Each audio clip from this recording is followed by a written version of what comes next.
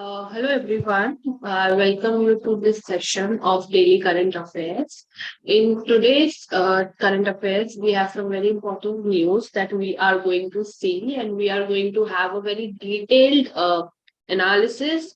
With that, we are also going to see if there is any kind of important areas related to that news, and we will end our session with a few questions which are related from the current affairs and your GK perspective. Okay, so without any further delay, let's just begin with today's session. So, the first area that we have today is related to news of polity, which we are just going to see.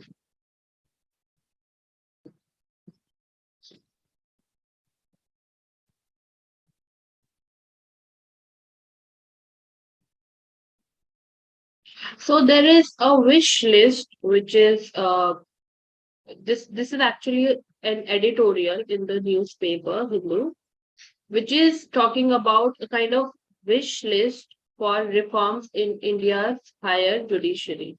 So जो high courts supreme courts की जो जितना भी हमारा jurisdiction है उसके लिए एक wish list kind of prepare की गई है, जिसमें कि हम देखेंगे कि what are the reforms required, क्या रिफॉर्म्स की जरूरत है in this particular section. Okay, so let's just try to understand the context of this particular news.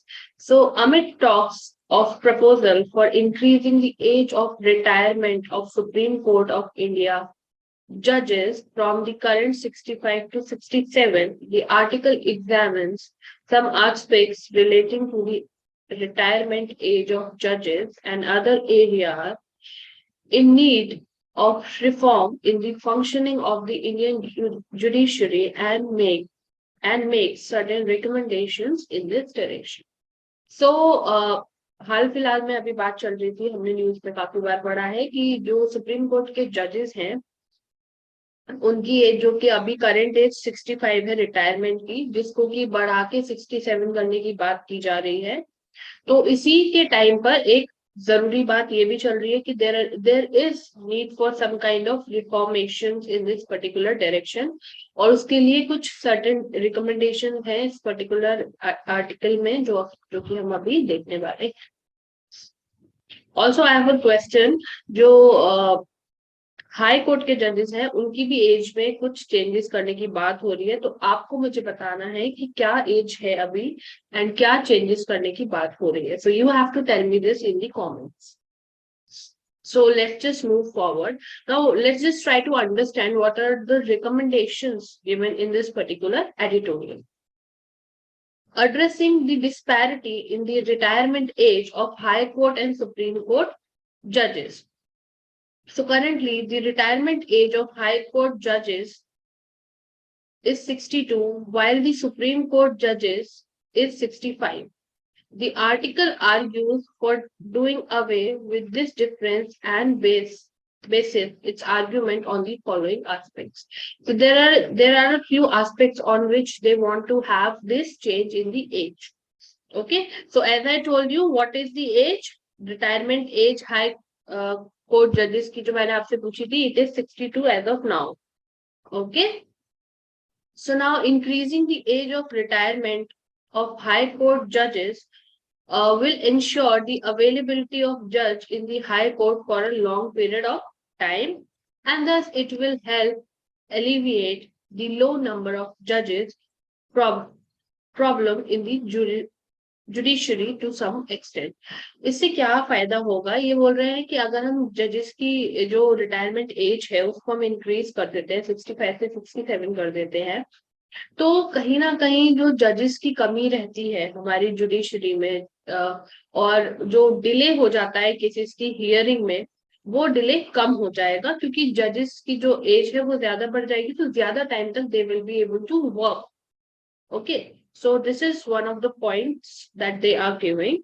Then the next point is a notable negative fallout of the differential retirement age between the High Court and Supreme Court judges is that it results in intense pressure and competition among the High Court judges to make it to the Supreme Court, doing away with the differential retirement age will let the high court judge concentrate on their work. So क्या होता है कि retirement age जो है वो 62 है for high court जजेस and it is 65 for supreme court जजेस एज ऑफ नाउ. तो क्या होगा कि जो हाई कोर्ट के जजेस होते हैं they are very much keen to they are very much aspiring to become a supreme court जज. तो वो कहीं ना कहीं अपने काम पे फोकस नहीं कर पाते, वो ज्यादा कंपटीशन में एंड प्रेशर में लगे रहते हैं टू बिकम अ जज ऑफ सुप्रीम कोर्ट. सो अगर एज इसमें बढ़ा दी जाएगी तो कहीं ना कहीं they will focus more towards their area and वो अपने हाई कोर्ट में अच्छे से काम करेंगे. Now, the another point that we have is doing away with the differential retirement age would incentivize several capable judges to remain back in the high courts and carry on the good work in their high court. A capable and well-functioning high court can help alleviate some case burden from the Supreme Court. So they are saying if ऐसा हम करते हैं तो क्या होगा कि जो high court के जजेस हैं दे विल बी, जैसा कि हमने पहले पॉइंट में भी देखा कि दे will be focusing more on towards their work. तो कहीं ना कहीं जब हाई कोर्ट सुप्रीम कोर्ट में क्या करते हैं, अपील करते हैं. जब हाई कोर्ट में कोई केस पे जो भी सुनवाई होती है उससे सेटिस्फाई नहीं होते तो एक अपीलिंग वाला एस्पेक्ट आ जाता है when it comes to supreme court. तो अगर हाई कोर्ट ही अपना काम अच्छे से करेगा एंड उसकी वेल फंक्शनिंग रहेगी तो कहीं ना कहीं जो सुप्रीम कोर्ट का बर्डन है वो भी कम होगा. So this is also one of the very important points. After retirement work for the judges. Now, after retirement, what kind of work they will be doing? What kind of changes they are being recommending? After retirement, some of the Supreme Court judges are appointed to various constitutional bodies, posts, and tribunals and commissions.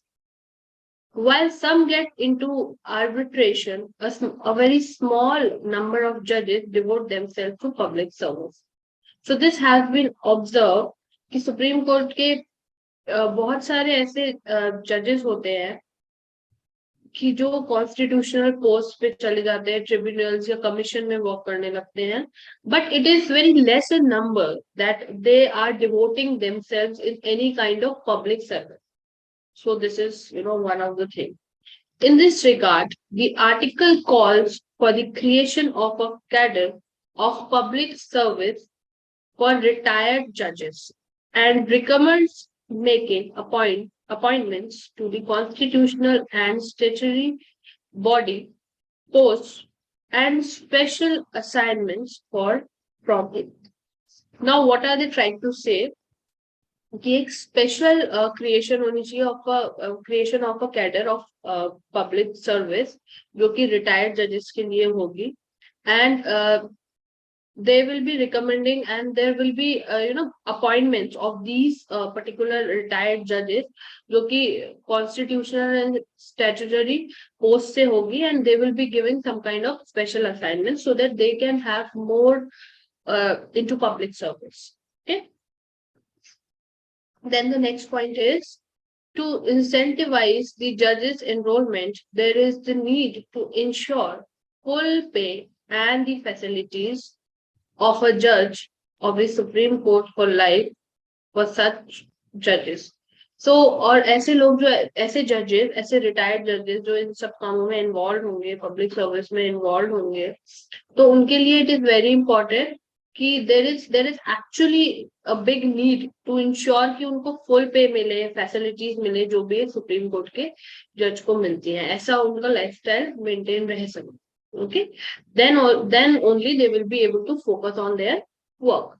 Now, additionally, the judges should be barred from arbitration given that there is an element of conflict of interest involved in this case.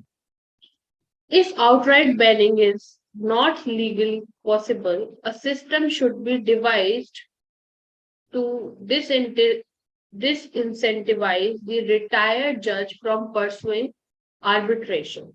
Under such a system, if any judge is unwillingly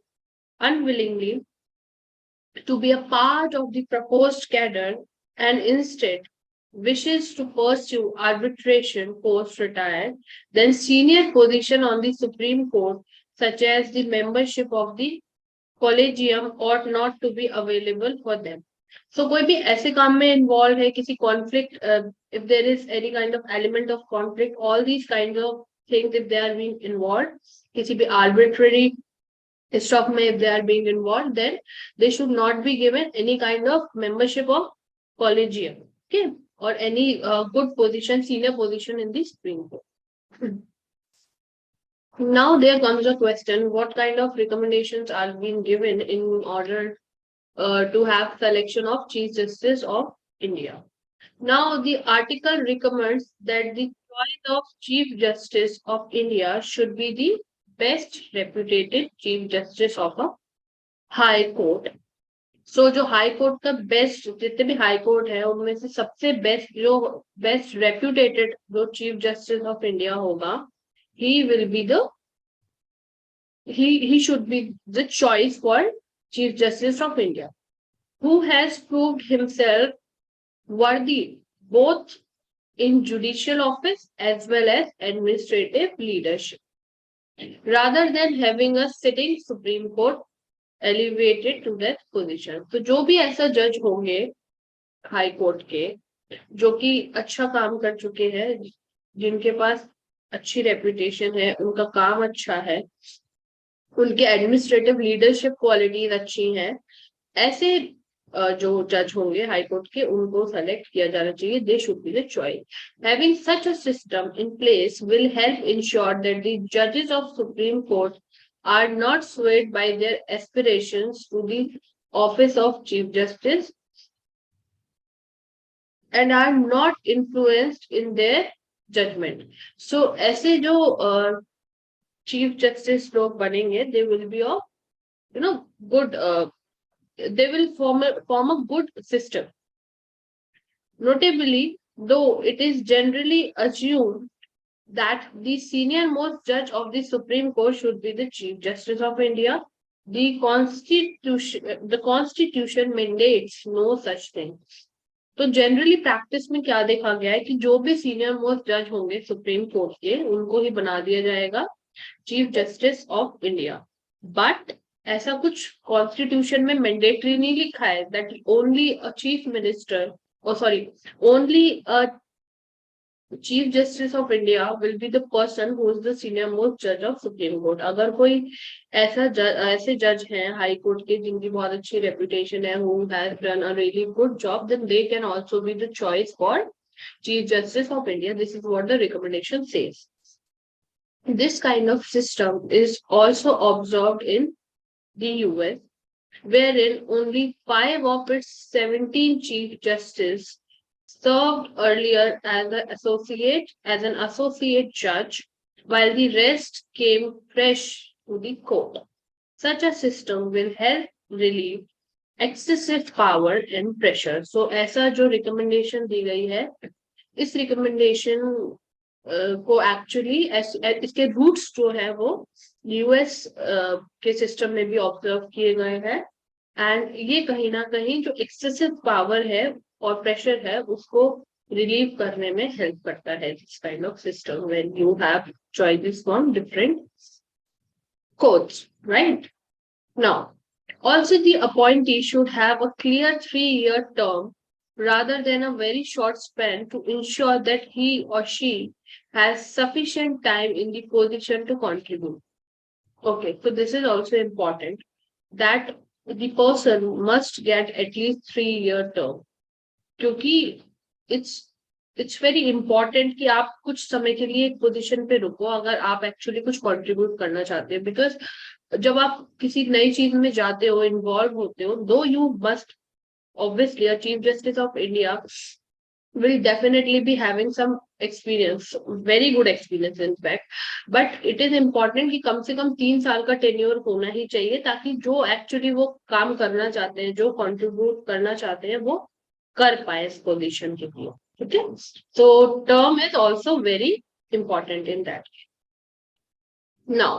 Now the other point which is related to the functioning of the Chief Justice of India. Recently, many Chief Justice of India are having their unfettered way in critical decision making with respect to functioning of the Supreme Court. In this context, the article suggests that the Chief Justice of India must not be allowed to function as the primus super pares. Now let's try to understand this कि ऐसा कोई भी काम, ऐसा कोई भी decision making, serious decision making, उसमें कोई ऐसा काम नहीं होना चाहिए जो कहीं ना कहीं इफेक्ट करे सिस्टम को. ठीक है, तो अब इसमें they are trying to say that the chief justice of India कोई ऐसे फंक्शन करना अलाउड नहीं होना चाहिए जो कि, ये एक लैटिन टर्म है primus super pares. Now let's try to understand. So primus inter pares is a Latin phrase means first among equals. So first among equals, जो लोग बराबर हैं उनमें सबसे ऊपर. So it is typically used as an honorary title for someone who is formally equal to other members of their group but is accorded unofficial respect traditionally owing to their seniority in the office. तो पहले तो ये term actually क्या बताने की कोशिश करता है, एक ऐसे इंसान के बारे में कि पहले तो जो इक्वल लोगों के बीच है, बराबर है, पर because of some unofficial respect जो कि उस इंसान को दी जाती है उसकी किसी सीनियोरिटी पोजीशन किसी पर्टिकुलर ऑफिस में होने के हिसाब से, तो कहीं ना कहीं उसको एक special special the person become special.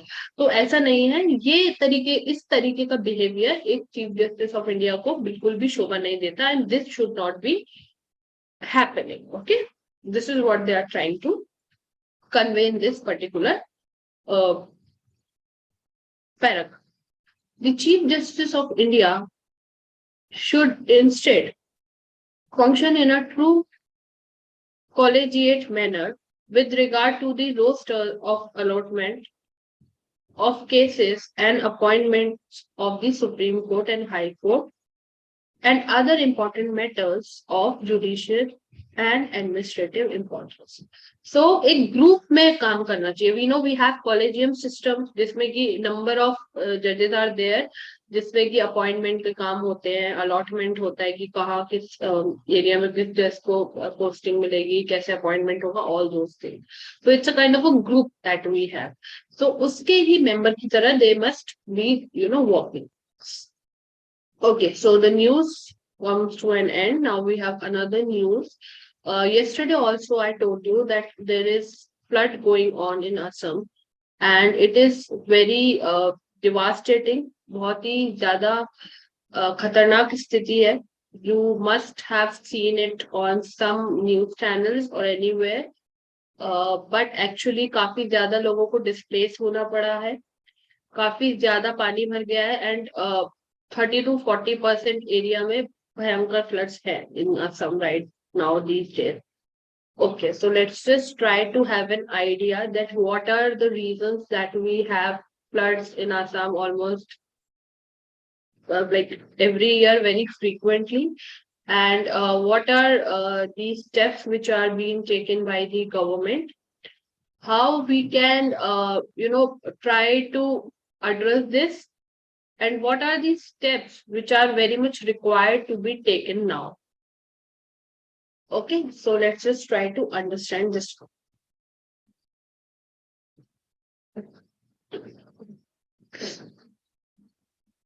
Okay, sorry. The pre-monsoon has brought destruction to the most populated northeast state of Assam. So Assam is the most populated northeastern state. And this is, we know that this is the pre-monsoon condition, and इसमें ही इतना destruction हो गया. Now you think what will happen afterwards? Now why is it in news? We have already seen that rains have brought chaos, displacing thousands of people and animals and demanding crops and properties worth billions. तो जो rain, बहुत ज्यादा बारिश हो रही है जिसकी वजह से कि गड़बड़ हो गई है, ज्यादा क्योस हो गया है, और बहुत सारे हजारों लोगों को माइग्रेट करना पड़ रहा है, डिस्प्लेस होना पड़ रहा है, सॉरी. और बहुत ज्यादा डैमेज हो गया है, क्रॉप पूरा खराब हो गया, ऑब्वियसली इतनी ज्यादा बारिश होगी, इतनी बाढ़ आएगी तो क्रॉप पूरा जो है वो नष्ट हो जाएगा, एंड बहुत सारे लोगों की प्रॉपर्टी, घर टूट गए हैं and what not. We also get to read about Kaziranga National Park being completely submerged due to flood. And Kaziranga National Park is one of the best national parks that we have. इसमें ये भी पूरी तरीके से floods में मर्ज हो गया है, and it is also in a very chaotic condition. Floods in Assam. So Assam is one of the most flood-prone states in India, and it has almost become an annual calamity. So as I told you कि almost हर साल ये हो रहा है कि असम में बारिश आती है जिसकी वजह से फ्लड्स आ जाते हैं और लाखों लोगों का, हजारों लोगों का नुकसान हो जाता है एंड उन्हें डिस्प्लेस करना पड़ता है. सो या आगे देखते हैं. I've also brought this map so that you people can understand a little bit.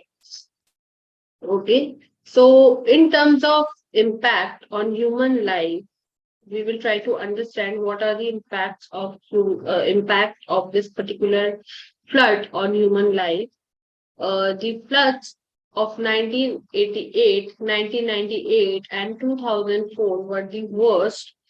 The 2004 flood alone affected 12.4 million people and claimed 251 lives. So you can see that how frequently it is, right? According to the Assam government, the flood-prone area of the state is 31.05 lakh hectares against a total area of 70.523 lakh hectares. This means nearly 40% of the state's area is flood prone.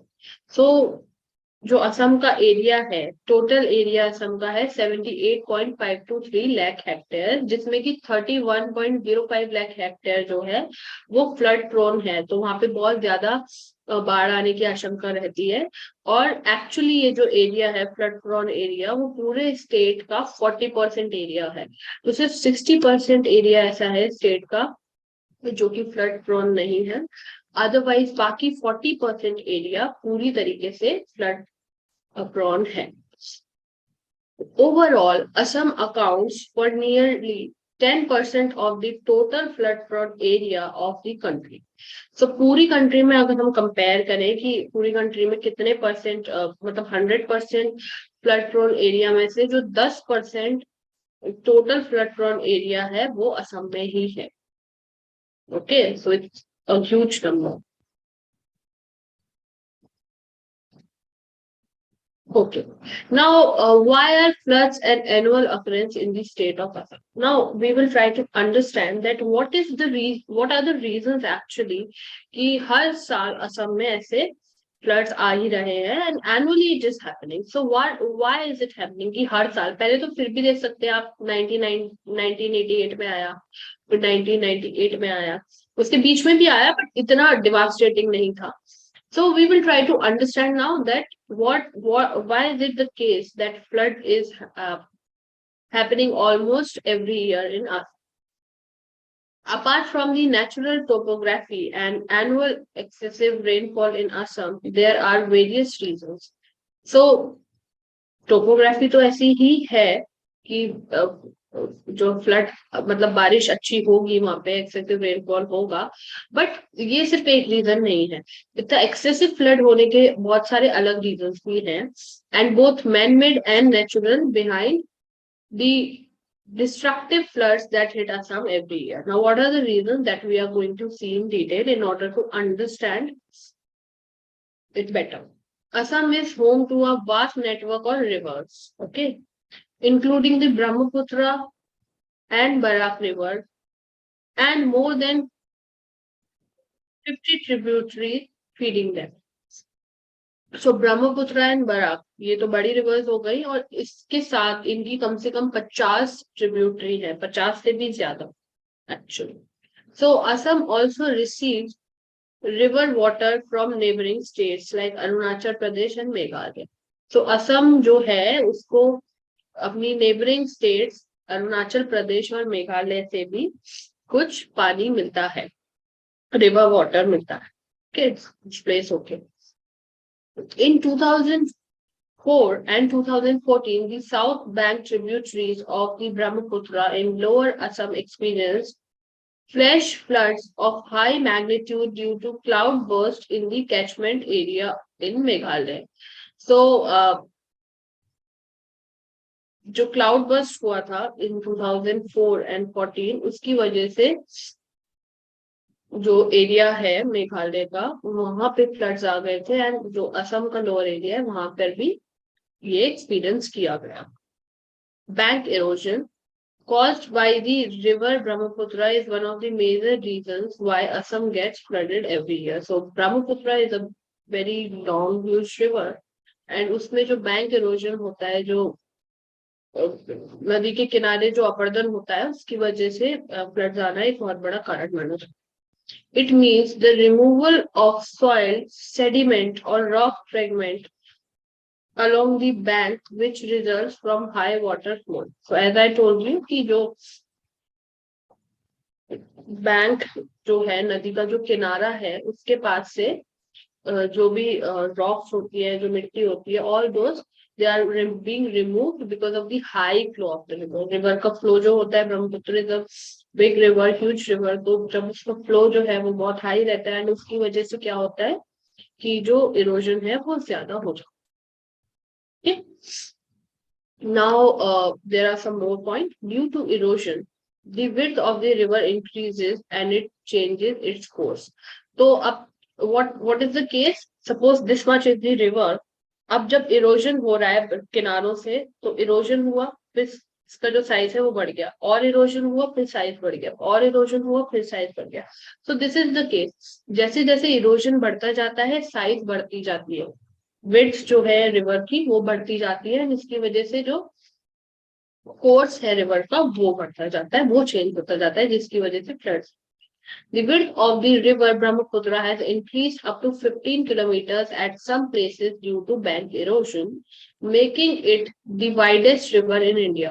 So, bank erosion की वजह से सिर्फ 15 kilometre तक जो उसका है, किसी किसी जगह पे जो एरिया है वो बढ़ गया है। 15 kilometre is huge, actually it's huge.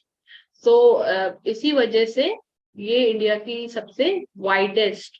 की वाइडेस्ट रिवर में इसका नाम आ गया है। Now these were some natural causes behind the occurrence of floods every year in Assam. Now, there are also some man-made causes that we need to see in detail, so that we can learn something and we can try not to practice such things which are causing such dangerous calamities.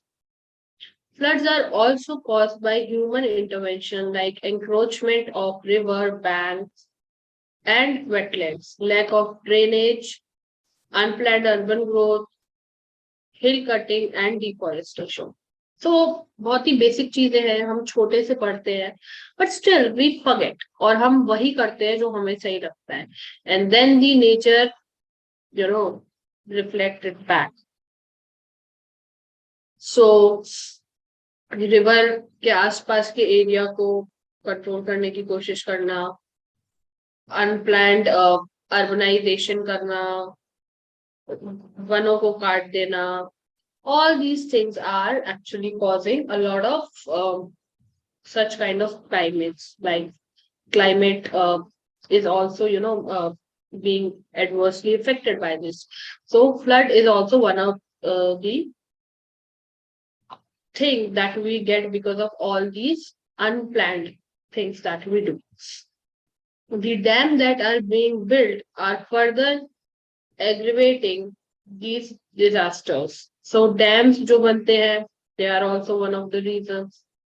People in Arunachal Pradesh and Assam allege that flood have aggravated in the region as China has constructed several big dams in upper reaches of Brahmaputra. So people in Assam and Arunachal Pradesh believe that China has built some of very big dams जो कि ब्रह्मपुत्र के reach से ऊपर हो गए हैं, सो फिर जो पानी है वो कहाँ जाएगा? That is why the flood happens. Okay, now what has government done till now for taking care of these things and how they are curing it, what are the prevention they are trying to have. So in 1982, the Brahmaputra board suggested that dams and reservoirs to be built to mitigate floods in Assam. So 1982 इसने पहले ही suggest किया था, but still there are floods happening almost every year. While dams are meant to regulate the flow of water, they can also be beyond the capacity of the channel downstream, providing to a double-edged sword. So जैसा कि पहले वाले में बताया हमने इस point में कि चाइना ने जो है बहुत सारे ऐसे बड़े डैम कंस्ट्रक्ट कर दिए जो कि ब्रह्मपुत्र की रीच के बाहर है, तो वो भी एक रीजन होता है कि फ्लड आ जाता है, क्योंकि पानी फिर कैसे फ्लो करे. ओके, तो वो सही डायरेक्शन में नहीं जाएगा तो फिर obviously. So that is actually a good example for this particular point. The Water Resource Department of Assam has constructed embankment and flood walls across the state. So, Water Resource Department of Assam is also trying to do well, and उन्होंने बहुत सारे ऐसे walls and embankment construct किए हैं, which are being constructed across the entire state. River training, bank protection, anti-erosion, town protection are also in the works. So all these things are happening, but whether they are actually happening the way they should happen, and अगर ऐसा होता है तो फिर इतने floods क्यों आते हैं? So we all are the questions and all are the discussion points that are there. But as of now, yes, these are the measures that are being taken by the government so far. So with this, we come to an end of these important news article. Now we have some questions which we are going to see, which are very important in order to have an idea of very important things. So from these questions also, we complete some very important small topics or subtopics rather. So these are the three statements which we need to read, and we need to find out which of them are incorrect. Okay, so the key here is incorrect. So you have to just encircle this. When you are doing it in exam, कई बार क्या होता है कि हम incorrect को जल्दी जल्दी में correct पढ़ लेते हैं, and then we mess up everything. So the first statement is there are no available vaccine to prevent typhoid.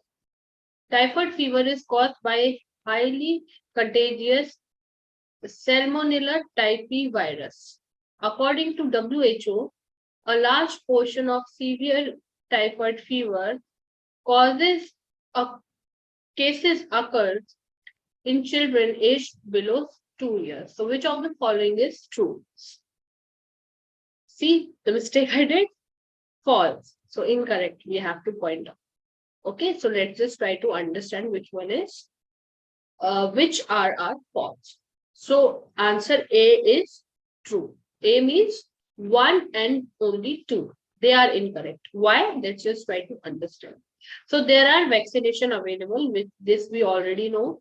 And there are two vaccination to prevent typhoid fever. One is inactivated vaccine and other is a live attenuated vaccine. Okay? So this we already know.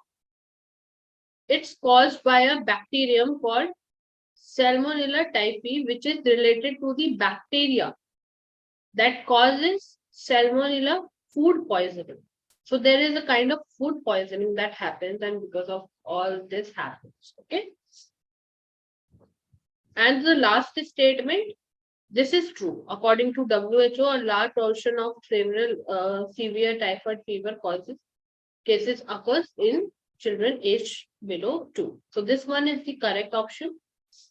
So we are left with 1 and 2. So इसको अगर करना होता तो हम ऐसे भी कर सकते थे कि we already know that there are vaccination available for typhoid. So one will be true. So one will be true. So A, C, and D. So B eliminate हो गया. So you have now lesser options. So अब options कम बचे हैं, तो you have more, probability of taking the correct one. So you can also try this strategy of elimination while doing your questions of multiple choice. Now we have another question. Which of the following is the motto of Indian Navy? A, we protect. B, may the Lord of water be auspicious unto us. C, service before self. D, not self but country. Now you have to tell me which one is the correct one, which is the actual motto of Indian Navy. Okay, so the correct answer is actually B. The motto of Indian Navy is "May the Lord of Water be auspicious unto us." This you could have guessed also. अगर आपको नहीं भी पता है, तो आप इसको थोड़ा guess भी कर सकते थे. Guess in the sense बहुत ही logic लगा के. Okay, because India is one of those countries जहाँ पे कि जो natural resources हैं उनको देवी देवताओं की तरह पूजा जाता है, and this is the fact. So Lord of Water. So this you could have also logically guessed.